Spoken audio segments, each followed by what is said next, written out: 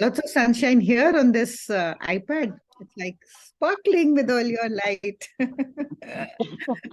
And of course, our topic is so full of love that we can do nothing else but share and sparkle and spread the light that we all are, isn't it? Yes. So, what are we talking about?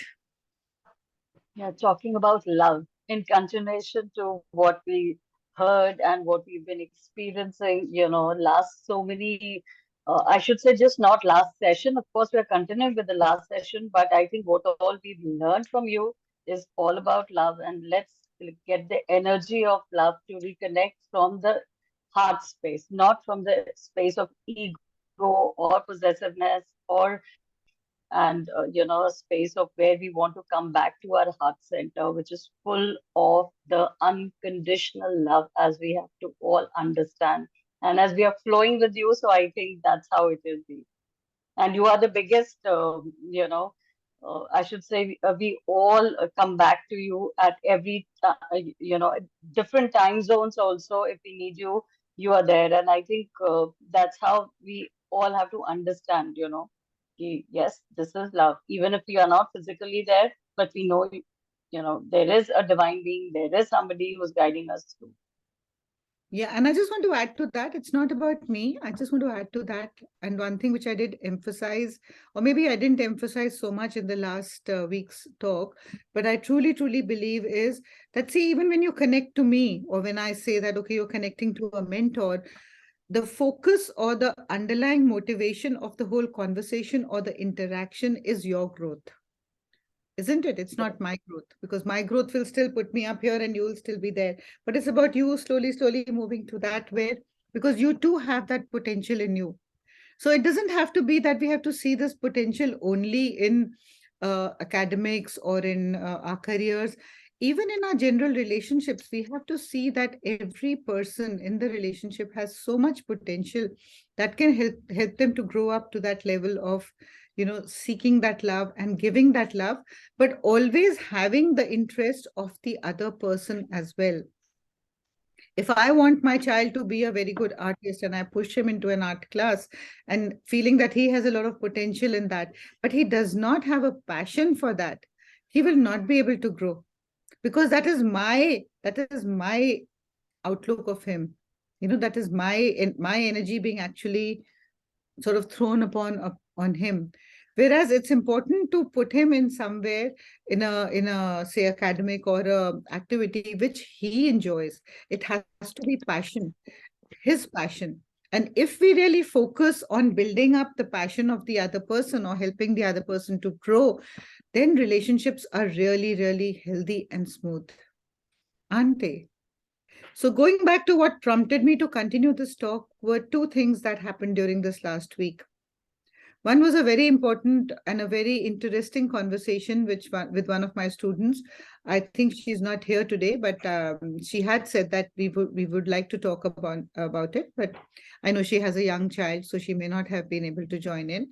She called me up and she said something like, "Why are we so guarded in our relationships? Why do we have this kind of a guard? And if we are feeling something, why are we not able to let our guards down? Or why are we so?" That was something like, I'm not maybe wording it correctly, but her thing was that, why do we have this thing around us where we are so guarded? And in that discussion, we realized that, the so-called guard that we have around us, or a kind of a barrier in relationships, is only because we lack communication. And that barrier only comes in when we are operating from our ego mind, from our head, isn't it? From our mind. If we are from our hearts connected to anybody, would we ever have a barrier? Would we even feel a barrier um, if we want to express our vulnerability?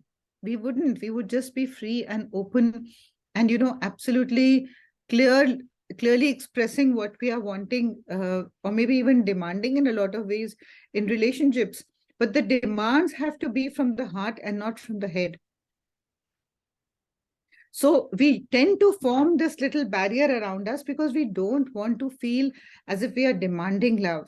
We don't want to feel as if we are needy for love, isn't it? When we are needy or we come across as needy in love, then the relationships don't really go ahead. But when we say what we want to say, that's the subtle line that I want to talk about today. That when we say what we want to say, or we express what we want to express in relationships, it's not necessary that you would come across as being needy. Because what is the space that you are coming from? If you are demanding, or if you're saying that I want more time with you, or I want to interact with you, anybody, be it a child, be it a parent, be it a partner, be it a friend, are you coming from a space of fear? If I don't spend time with this person, or if this person doesn't sort of reciprocate or respond to me, or spend n number of hours with me, I will lose that person. That's coming from the ego, that's coming from the space of fear. On the contrary, if I ask for that time, that interaction, or that sort of involvement coming from a space of love, that when you can, let's spend quality time together, let's value each other's time, and let's spend time together, then we are coming from a space of love. And then there's nothing to fear. There's absolutely nothing to fear, isn't it? Is it making sense? David, I have to ask something. Please go ahead. See, we are talking about, what we have to feel or how we have to, but, when we put our guards up, it is primarily not just in our own spaces where we are, but also we understand how the other person is, in which space that the other person is. So to put yourself into a vulnerable spot does not come easy, or I should say, it also depends upon who is the person right in front of us and what space that the person is. So Absolutely. Absolutely. But we are talking about relationships which are valuable, isn't it? We're talking about relationships which are very close, where we have that thing where we can say that this is one of my most precious relationships, or I love this person. And, there we have to somewhere, yes, it's important to know the space from where the other person is coming. But if you're just looking at that aspect, and somewhere you're not allowing yourself to grow or express, it creates the same barrier. You may not be heard, but you have to express. A lot of times, we talk about our relationships, very close relationships, whether it's with our siblings or partners or parents or children. We talk these things to our friends, isn't it? My daughter didn't listen to me, or my son did this, or my mother did this. But we can't talk to those people directly. Even with partners, I mean, that's all the time we share these things, when we talk about, say, our partners or our boyfriends, or whoever we are in a relationship with, we talk about them, certain things that we liked or we didn't like, to our friends, don't we? We do that all the time. I know most of us do that all the time.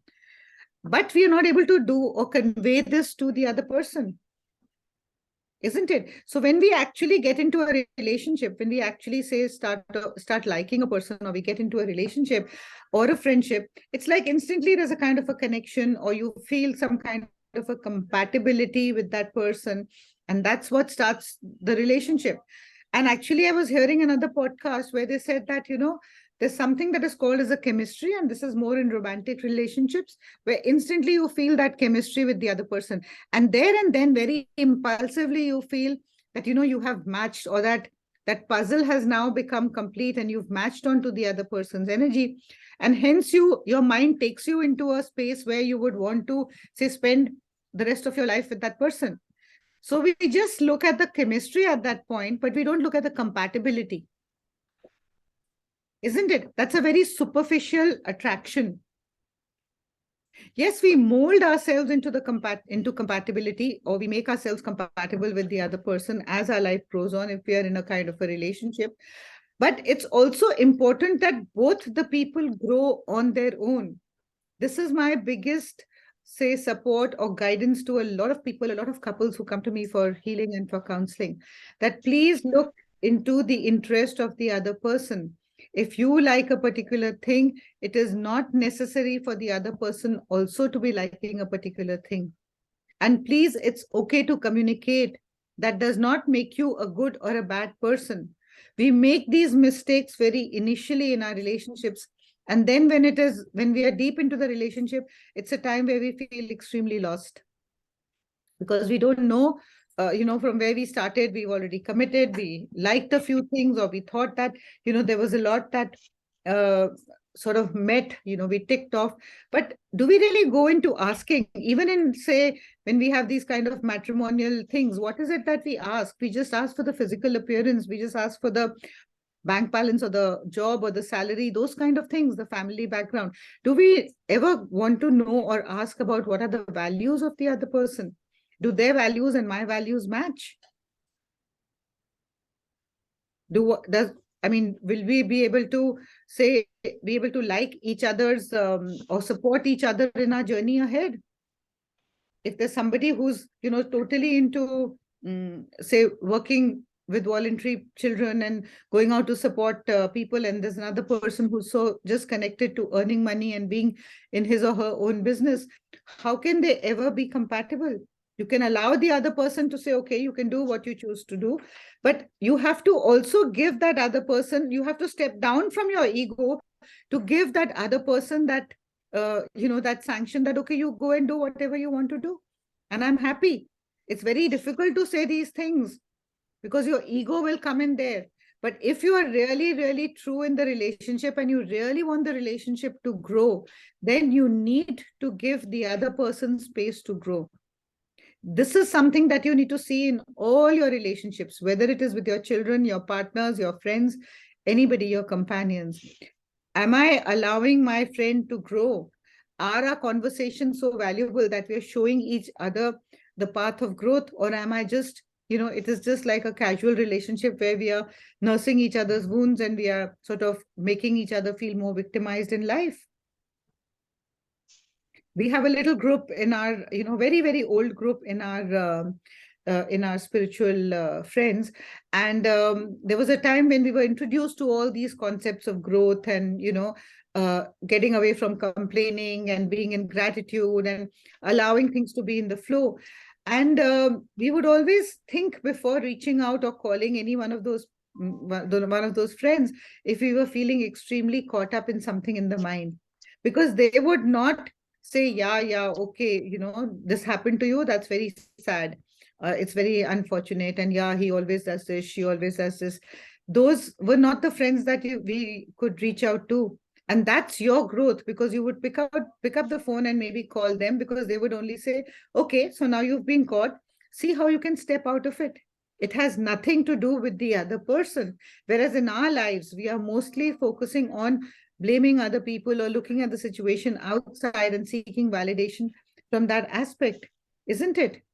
So always we come back into turning inwards. And if we are open and free and we don't judge ourselves for asking for love, asking for whatever are your values to you in your life, supporting those values, then I mean, there should be absolutely no hesitation in putting yourself out to say that, yes, I value this and I would love for you to be a part of this. And if not, support me in this.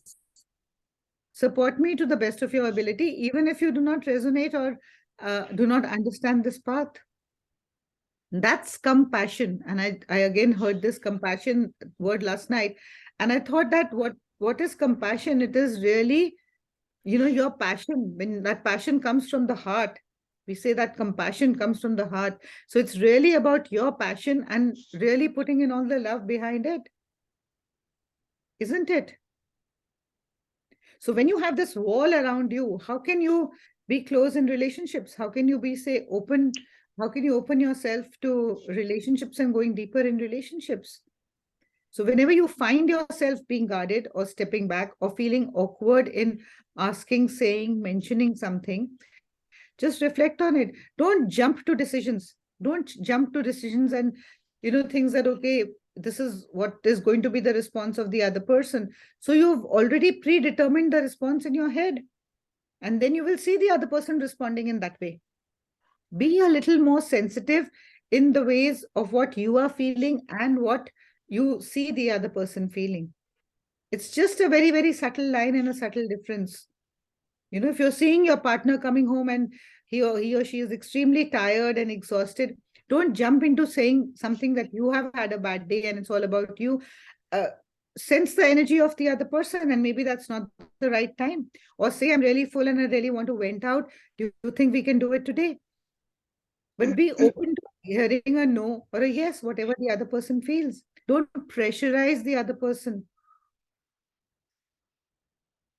I don't know if it is really making sense, but I'm hearing this from a lot of people because they're complaining about the other person.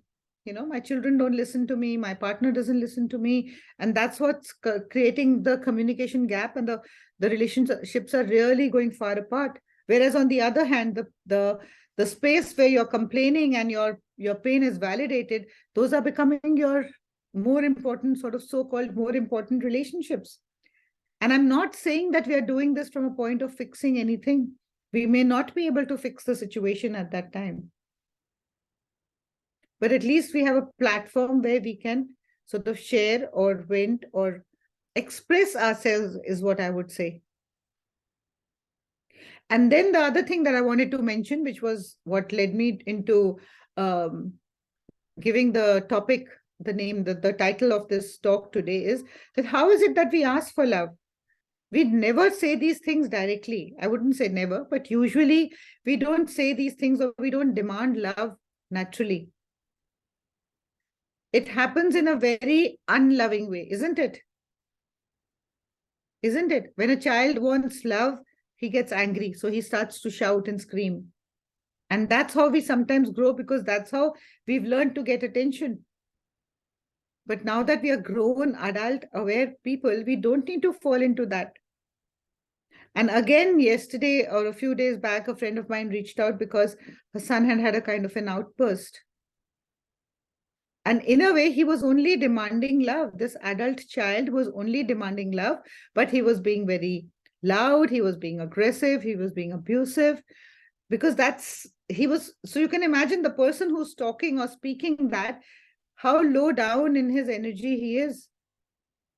That child is so much in the dark that he can only shout and scream and just to be heard. And he thinks that, we all think that by being or asking for love in this loud aggressive way we will be heard.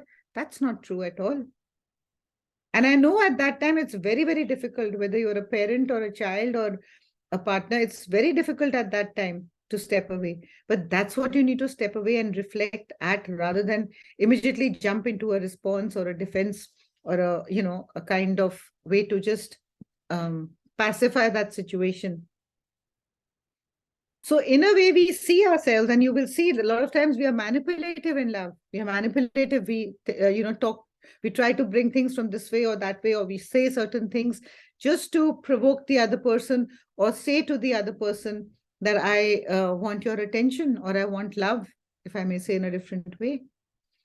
And sometimes, we even drop weird hints to the other person, but we are not able to talk directly. Why are we not able to talk directly? If your demand, so-called demand in your heart, in your path, is absolutely reasonable and something that will help you to grow, something that will help you to feel better, why would the other person not want to do that for you? Would you not want to do that for the other person? Of course you would. If you truly love the person, and if you really want the other person to grow, you have to understand this aspect. It's not about you, where you are in the relationship. It's also about, is this helping the other person to grow? Is this relationship helping me to grow? Is this relationship helping my partner or my friend to grow? It's very, very important to have this in all meaningful relationships.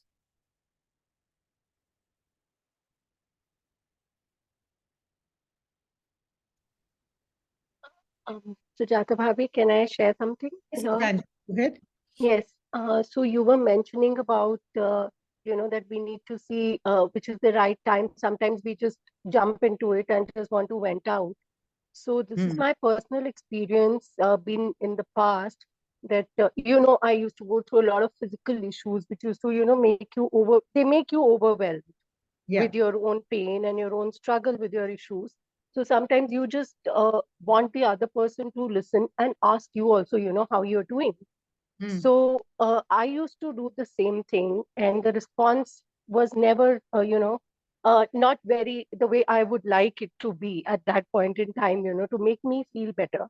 But Hmm. then, slowly and gradually, after listening to you and after learning few things, I've started doing that. Yes, I need to, I would get the response that, okay, you're not feeling well, then you need to go to a doctor, which Hmm. I also know that I need to show myself to a doctor. But I am looking for something else in whichever relationship it may be. So then Hmm. I started doing that. Okay, I just want to share. I am not well. I have already shown myself to a doctor, or I need to show myself to a doctor, but I just want to share how I'm feeling. Hmm. I'm feeling this, I'm going through this. I just want you to listen. Do Hmm. nothing about it. Hmm. So that really made a lot of difference, that automatically the responses started coming the next day, probably, that is your pain better? Have you taken your medicine? Or has the doctor, what did the doctor say? Is it helping you? So that Hmm. kind of a thing to not just grab the attention, I think, Hmm. which probably I was wanting, is or demand the attention. It really has helped me in a much better way. It has helped me feel better. I mean, Hmm. however the other person may feel, or even if sometimes the other person doesn't remember to ask me, it's just fine with me because I've just shared. I want the other person just to know. Yeah. But we do that. We do this in a lot of ways. We show that we are not well or we are not Yeah, feeling up to it in different ways rather than expressing what we are actually wanting openly. And if anybody would do that to you, even you would not really yeah, appreciate, isn't it? So it also depends on your own personality type. A lot of people feel open and free to share what they want to share, but some people are not in that space where they can openly share. Therefore, that communication has to be built up. And also, you have to have confidence in what you are saying. You have to have right, confidence. Drop the fear of, the biggest fear is that I might lose out on this relationship, isn't it? Or right. might not be loved or appreciated in that relationship. But if it is a true relationship, you're not going to be judged by this one, say, so-called demand, if you want to say such a strong word of yours, that you want to be loved or you want more time or you want to be heard or something like that. And Yeah, actually, the problem is till the time you don't get it. If you start seeing the other person reaching out to you a couple of times, that need will absolutely drop. exactly. That need, it's only, and then that time definitely you're coming from your mind space, no doubt. That time 100% you're coming from your mind space because your mind is now ego satisfied that okay, this person is attending to me. But more than that, attention is to go deeper. Is, And yeah, yeah. No, no, please continue. yeah, more than that, attention is to go deeper. Is that person just doing it to pacify you or keep you quiet, or is it coming from a more loving space? Yeah. Is it? So, yeah, true. That's what you need to reflect on. Yes, yes, And then when the person is coming from a loving space and and you have that confidence in that relationship, that this is for my highest and best, this person is here and is there for me always, may not be physically present, may not be listening also, but you have to have that kind of a communication or that thing between you. I mean, there are friends we have, we don't talk to them for years, but we know that the moment we pick up the phone and we tell them, exactly. okay, I need this, there they'll be to offer you at your doorstep whatever you want. So that's coming from the heart space. If your Yeah, ego keeps coming up and saying that, oh, she didn't wish me on my last birthday, or she ignored me at the party, then it's not a relationship to be really pursued. And you can keep it at that level. It's not, doesn't mean that you have to drop right. these, just keep it at that level. But know that it is at that level. Then the demands, then the so called need, your expression in the relationship is very, very different. It's very different. It becomes different on its own, slowly and gradually. Yeah, Absolutely. Absolutely. Yeah. yeah. Thank you for Thank sharing you. that. Yes, Srishti, Tanvi, who's asking a question. Yes, Auntie. So it's me. So partially, Auntie, you answered it, but I will still put up my question. So when you are in a relationship with someone, in a friendship with someone, and obviously, the initial stage of friendship is that you have to put in a lot of effort. So the journey grows like that, you putting in the effort, the other person putting in the effort. But over a period of time, as we grow in our journeys, the other person's nature and your nature tends to be on different path. But then there comes a level when you tell the other person, okay, I want to be a little on my own and you be a little on your own, let's keep a little spaces. But then, because we have already created a kind of expectation in a relationship that we have to put in the effort, the other person tries to knock the door and ask, what is there, what is there going in your mind? Why can't you share? But you want to be in your own space, because now you're eventually grown from that space that we don't have to discuss certain things, we have to be in our own spaces. Then that communication thing comes up, you're not able to communicate properly, and the communication and the expectation comes up ki, why is not being served properly, I mean. I mean, my question here is, how do we cater to that? I mean, eventually, when you're in that phase, uh, do we take a space, or uh, how do we handle that expectation kind of thing is my question.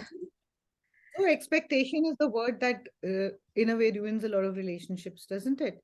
So it's absolutely okay to be in your space, but sometimes the other person may not be able to understand that. You know what I mean? Sometimes the other person may not be able to understand that. And it's like both of you need to come into that kind of an understanding. But you don't have to get more angry because the person is not understanding you. Hmm. That's where we all have to grow into awareness, and especially us on this platform coming here. You have to understand that at that moment you're not able to be present to the person. And I would say it's important to be present to whatever level you can be present, rather than just be there and not be present. So if your being in your space troubles the other person, then maybe at that moment you may sort of mm, choose to lock the room and sit inside, or you may choose to come out and just sulk and sit there. But you have to also respect yourself at that point. So if you're not feeling it, you don't need to lose yourself and say, just like, bang the door and shut the door and say that, okay, just leave me alone. But whenever you get into that space of losing control, you understand that you have totally gotten the grip of the mind. Just pause, breathe, all these things. Most of us here know all these things. Just pause, breathe, and think that, okay, the other person may be feeling guilty, the other person may be feeling, something, and try to be the bigger person. Try to be the bigger person for that moment. And for that, you have to totally crush your ego. But if you take that little step, you will see that it'll be good for you and for the relationship also. Don't you feel so? And that does not mean that you tell yourself that, yeah, see, I'm the one who's always compromising, or I'm the one who's always apologizing. I wanted to be silent, but I couldn't be silent. Or sometimes you do those things, but everybody does it. So does the other person. I'm sure they also, a lot of times, he or she also a lot of times understands that, okay, so you want to be in your space and just lets you be. But then maybe the personality of the other person is different. So as you grow in the relationship, and I also want to go back to saying something which you said when you started yeah, so initially there is a lot of effort invested in the relationship. Any relationship like that would not really require an effort. It just grows. How does the relationship grow? Whether it is with your sibling or with your partner, the relationship will always grow when your conversations, your actions are for the growth of the two of you rather than just one person. Isn't it? And I don't mean to say the words compromise or anything here. It just means that you also give space, as in not the physical space only, but also space, and let the other person see what is comfortable to the other person also. Isn't it? It's a small, simple thing, but it has so much value. And the moment you start giving the other person that space, you will see that you too will be able to get that space that you are wanting, whether it is to sit and talk at that moment or vent it out, or just let it be for now. And sometimes, believe me, when we let it be for now, the thing actually dissolves. The thing actually dissolves. But it's totally in your strength and in your awareness that how much of it are you really carrying it and you've just shoved it under the carpet, or how much of it have you really processed and dealt with and faced and are now ready to move ahead. Yeah. And coming from that space, I mean, I'm just saying that you have to understand that what are you doing in that time when you say, okay, I need my space. You're just buying time, isn't it?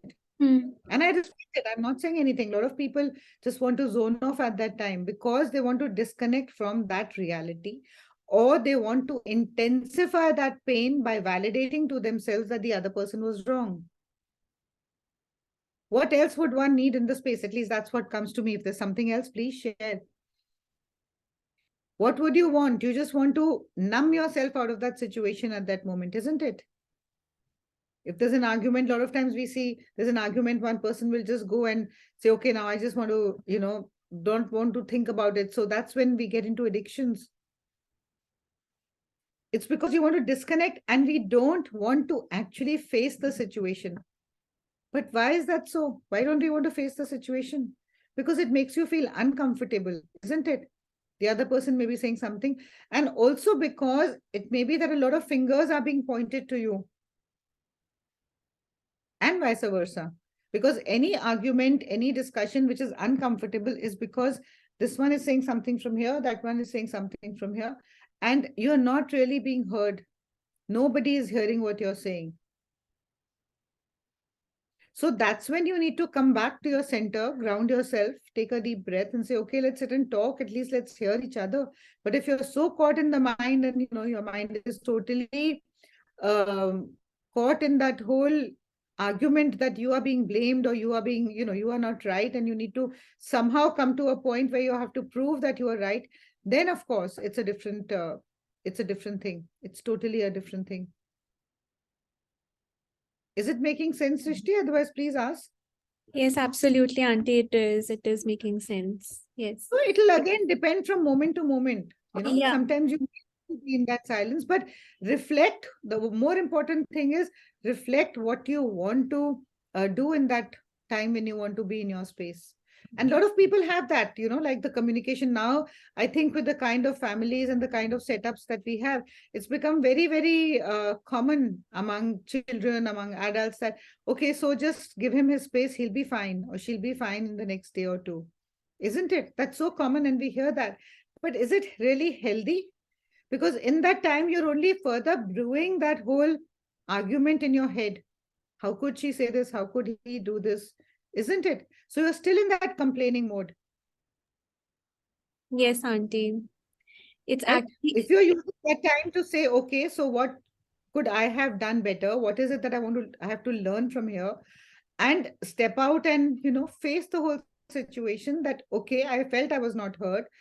And I'm sorry if you felt that you were hearing me, but I did not feel heard. I felt that, you were. So always be very aware of the way you're speaking in these kind of, I would say, emotionally charged moments. You are emotionally charged and so is the other person, isn't it? So at that moment, be very sure that whatever you are saying, whatever you're communicating, you're not pointing any fingers to the other person. The other person can instantly deny that.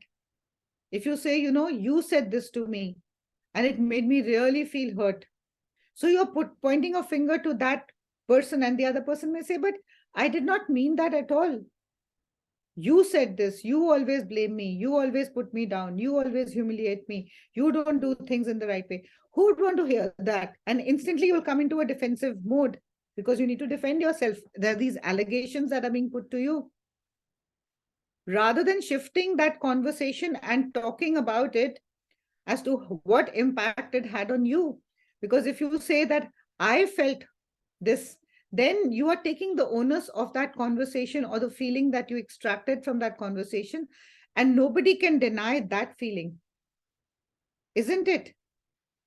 You can say in a way that something that you said in the morning really hurt me. I felt hurt about it. You're not pointing a finger, but you're taking the onus and the responsibility of that feeling versus saying that you always shout at me. So just twist it around. That I feel so shaken up when I hear when your voice rises.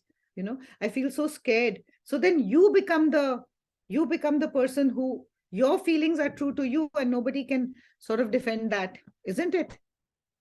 The other person cannot say that I mean, when if you say that I got fearful or I feel very scared when you shout at me, the other person cannot deny that because it's a feeling that you are feeling. Isn't it? It's a feeling that you are feeling. And he or she cannot deny that. Is it making sense? So be very aware that everything, not just all that we are talking on this platform every Sunday is that use all these situations, these relationships, these feelings to help you to grow, to empower yourself, and not fall back into that trap again. Because then you're slipping into the low vibration and it's difficult to come out of it. Sujata, And now, hi. So, I mean, I'm hearing what you're saying, and the word that's coming to me is stonewalling, and I think it's such a Purane Zamane ka habit that one has seen and is most likely to imbibe also. Like, I know that growing up, if I did something wrong, then my mother would just, say she wouldn't talk to me. So I wonder, it's a tough balance, and I'm talking about parenting here right now, yeah. because very often, when Gia misbehaves, I feel this need to completely just block her out. Mhm. And her counselor has told me that, Ninna, you have to understand that it feels like a sense of abandonment for the child if you completely block her out. So it's a very difficult balance that I'm trying to strike here at this point, because with the teenager, when the child misbehaves, if you start talking to the child normally again, it's like, oh, I'm a doormat. And if you completely block the child feels like you've abandoned them. Mhm. So Yeah, exactly. And this comes from your our understanding of like as we are growing, the biggest fear that a child has is withdrawal of love, particularly from the parent, isn't yeah, it? The yeah, child always wants to get that love from the parent. So even as a counselor, everybody would say that, I would also say that don't withdraw love. But you can always find a fine balance between saying that this behavior is not appropriate. I mean, even if she's behaving in a particular way and you are behaving in a particular way, you know that you're not hating each other. You don't want each other in your life. You might just say it out or blurt it out in the argument, but you don't mean it. From your heart, you love your child and your child loves you. There's no denial in that. Or for a yeah, partner, it's not that there's vengeance that you're carrying in the relationship. It's just that at the moment, the situation is such that you're not approving of that person's or the child's behavior. So what you need to do is to gradually come to a point where you can, at that moment, there is no sense of retaliating or speaking then. And even like to a teenager, at a moment when the child is, say, more open, of course it's a tough phase, but when the child is more open at some moment, which always happens. And so even amongst relationships and couples, there's always moments when you know that if you say something, you're going to be heard. You need to definitely convey this, that it is not that your love is being withdrawn, but your behavior is not acceptable, the way the things have been done. And you can give it with in so many ways, in so many examples, that you never would want to withdraw love from that child, or it's not that you don't love that child, but this particular way of responding, reacting, shouting, being aggressive or whatever, that is not something that is acceptable. So when you withdraw whatever the child needs, or where you need to be or play the role of the mother, you provide in that particular way, and you do it lovingly. But yes, that behavior has impacted you also, which also is important to convey to the other person. So I understand that it's a very fine, subtle line, but definitely you need to, you need to, as you grow, that's one of the challenges of parenting, especially when you have teenagers. You need to know where to draw the line and when to say and when to sort of communicate this. So I would say that, and knowing you and Gia so well now, I would say that at that moment, don't withdraw love, but don't have to be overly loving. You can just be silent. You can just be silent. And a lot of times in relationships, being silent is worse than having an argument. Isn't it? yeah. If she's something, it's not that you don't need to respond. You say it in a centered way. That's why you need to come back to your center, isn't it? Yeah, so then to say that I don't think it's that we should talk right now. I don't want to say something Yeah. I don't want to behave to in the call same. it. I don't want to behave in a way which is not appropriate, because at this moment, I'm just like sort of losing myself. So I would rather wait for a moment when I'm more centered and I can respond to, or we can have it, we can talk about this. That's it. But I would Okay. say, take a moment to breathe, come back to your center. It won't take you long. Don't be with the story in your head. Just say that point out the appropriate behavior at that time. That's all. Or you need to check on whatever it was that needs to be checked on. That's all. And then say it and leave it. That's it. You don't have to have the story before and after. That's what You know you, me so well. of course. Thanks, Yeah. Sujata. Yeah. Thanks. That I'm sure a lot of us face these kind of problems, and we get caught in these situations where that's the time we don't need to actually totally respond, immediately react to that situation. Take a moment to take that pause. Take a moment to take that pause. And sometimes you may need to, like a lot of times we become defensive. We instantly become defensive in relationships. That's the time you need to take a pause. You don't have to reject the whole say the whole idea or the whole situation. You may be needing to reflect on what is the whole thing that the other person is saying. So don't come with a story in the background which is already playing, that he always says this, she always says this. Then you're actually just feeding into that story and going ahead from there. And you have already sort of, your mind, your body, your energy has already decided on a kind of response that you need to give to whatever the person might be bringing in. And a lot of times it might be very different. I think, Sujata, the word that you said right now, defensive, really stands out to me, because when I'm looking at my own child, I'm actually not looking at a child. Sometimes it's like I'm defending myself instead of, instead of. Absolutely. So see, Nina, you've pointed out such an important thing. When you say you're defending yourself, actually, what we are trying to do is safeguard ourselves in every which way, Yeah, proving yeah, ourselves right, isn't it? That's what yes, causes the whole yes. disagreement, isn't it? Yeah, That's what causes the. So it is okay to have your point, but it is not important for the other person to agree to your point there and then.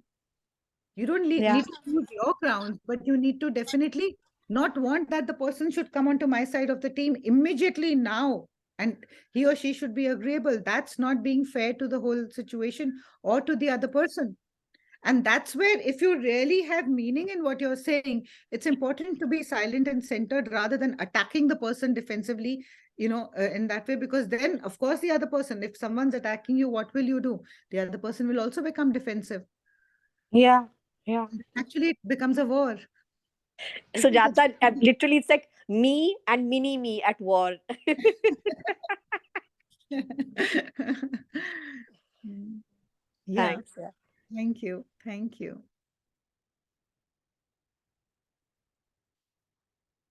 Yeah, so don't jump into being defensive or proving yourself. It's not important to be proven right. It's more important to proven right in the sense, if you agree to this aspect and you know that it's right for you, just stay with it. The other person doesn't have to be always 100% in agreement to you and your values. But yes, if they disregard your values and they put those values down, then you need to reflect on the relationship, because that's not a very healthy, empowering relationship that will help you to grow.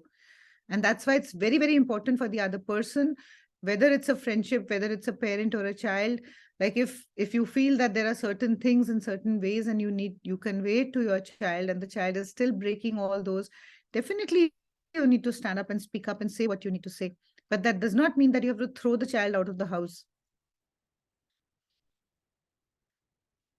or make the child feel that, he or she is just not, say, acceptable or loved by the parent. That's not true, because that is not true. So, very important to live with your values, but you don't need to impose those values on the other person. Does that make sense? Yeah, non-negotiable, the boundaries. And Well, I think the Well, I wouldn't even say non-negotiable, because sometimes we only change those things in our lives, isn't it? What may be very valuable, and I may be so hell bent stuck in to it. having this particular way and want the other person to be on that path. Maybe a couple of years down the line in my life, I might feel differently.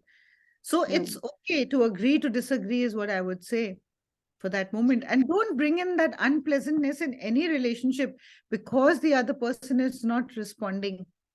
understand each one of us has a different psyche, each one of us has a different mindset, each one of us comes with a different, upbringing, past, baggage. So much stuff is there. We can't just say that it's due to any one thing, that that particular person is behaving in such a way. It could be so many things that has led to this present moment. And we have to take into account all these things that are there around which are impacting us. Isn't it? Kavneet, anything to share? Rachna, I want these young ones to be really speaking up. Vani, you've been very silent. Let's get some feedback from you. I've been just deciphering, and what you're saying, I think I've already learned from my experiences now. When I look, when I'm hearing this, I feel I've been a victim to the entire thing. And, it's a journey, in fact. And, sometimes when you keep saying, कि अरे हो जाएगा, understand it's time, then we're not understanding.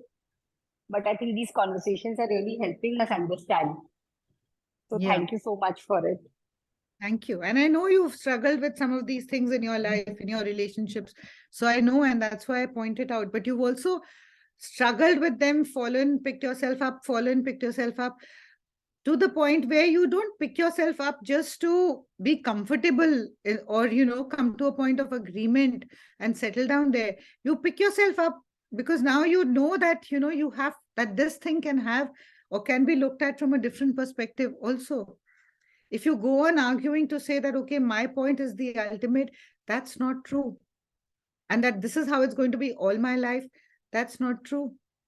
Because at any point you might feel that, okay, so suddenly I feel like dropping off this thing, doesn't hold true for me anymore. And that's just okay. But when you are defensive, as Nina says, or when you want to hold on to that belief only because you've held on to it all your life, even if you're not resonating with it, it's not going to help you grow. And it's only your ego which is sort of pushing you into being attached to that. How can I let this down? And all of us know, we see or we have a couple of, say, arrogant people around us who are coming from the mind, and you see them and you don't resonate with that energy. You don't resonate with that energy. And you don't want to be the person carrying that energy, isn't it? So just drop into the heart space. It's okay. Just understand in any relationship, be it with your child, be it with your parent, be it with your partner, be it with your friend, be it with somebody who's serving you or working for you. There is so much good in the relationship besides just the few things that don't resonate with you. Isn't it? Just focus on that column, the right-hand side column, where you would write on all the positive things in the relationship. And I'm sure when we look at that, you would find so many things. And supposing your left-hand side column in which you've written all the things that you don't resonate or you don't like about that person, that's the left-hand side, and that's a higher thing. And they're just 2 or 3 things that you like about the person. Just focus on those 2 to 3 things. Just focus on those 2 to 3 things, because the person is there in your life for a reason. And you can use that relationship, particularly the challenging relationships, for your growth. So many of us say we learn so much from our children. We learn not just the new ways of living, but the values that sometimes they bring in. We're always just trying to give them our values. But look at the generation now. We're learning so much from them. And it's okay to let go and say that, okay, when you feel, yes, there is something of value in what your child is saying or doing, respect them. Don't hold on to it with your ego that, no, how can I say this? I'm the bigger one. I'm the parent. You don't have to say that. And how comfortable, how nice it is when you're able to say that. How much at ease you are when you're able to say that. If somebody praises your child, an outsider praises your child and says, wow, I really loved what your child spoke, or the way the child behaves, or the values of your child, you feel so happy. But what stops you from saying that, or appreciating that, or agreeing to that? Reflect on this. A lot of times we're not able to do it.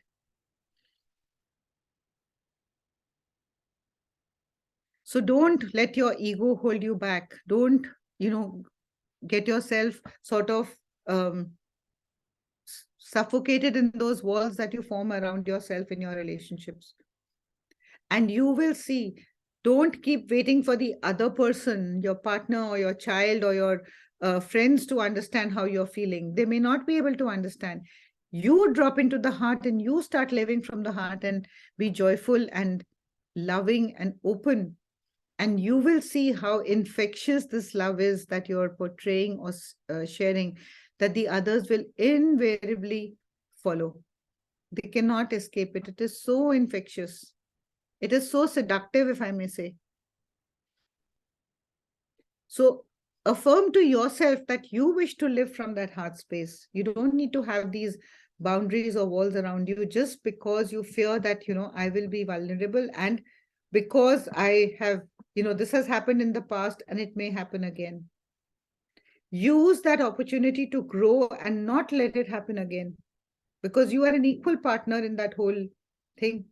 Whether it is by dropping it or not carrying that argument ahead or not bringing that topic ahead, whichever ways, but just know that you don't have to run away from it. You don't have to escape that situation at that moment by not talking about it or not confronting it. Deal with it at the moment to the best of your ability. And then, yes, if you need to reflect on it at a later point, in say a conversation like this, or in, just on your own thinking and reflecting, do that, but always be in a neutral space when you're doing that. When I say be in a neutral space, and I say this because we just had 2 classes of dowsing this week, so it makes a lot of sense.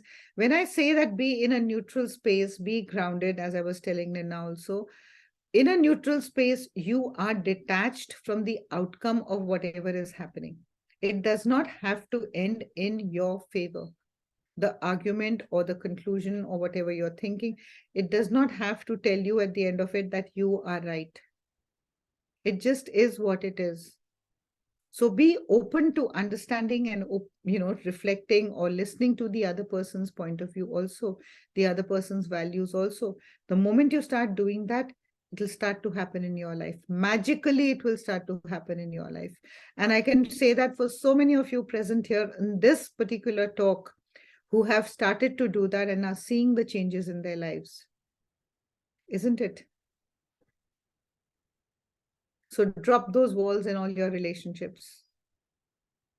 Be sensible, be vulnerable. Don't be vulnerable, be sensitive. And don't be in fear. Check on yourself. Am I coming from fear? Am I saying this because I'm feeling fearful? Like defense mechanism is always coming from fear. Aggression is always coming from fear. So reflect that, okay, if my partner or my child is shouting and screaming, that means that somewhere she's holding a lot of fear and anger and aggression. So how can I support them? How can I help them to grow out of this anger?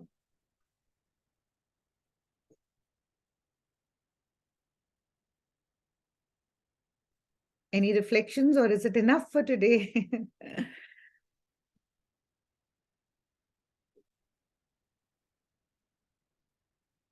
Anybody has anything to share?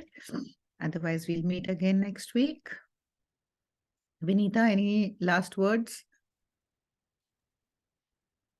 I think I have actually dealt with whatever you said and I have walked that path. That's why I was like, it's just so up till my throat. I was like wondering because I've seen that side also when this fear gets into that aggression or defensive we become. And we want, you're right, that finally that the argument should end in our favor to prove us right. But now coming into the neutral space, it leaves more space for communication to understand the other side also. And I think that's growth for both the ends. Absolutely. And so if you want to seek love, if you want to ask for love, don't do it in unloving way. This is exactly what the topic of the conversation was. Do it in a loving way. What do? We get aggressive, we withdraw, we get angry, we, throw tantrums, but that's a very unloving way, isn't it? How can you ask for love in unloving ways?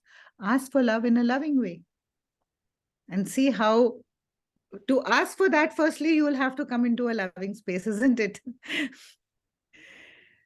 Thank you so much. Thank you, thank you, thank you. Love you Thank all. you so much.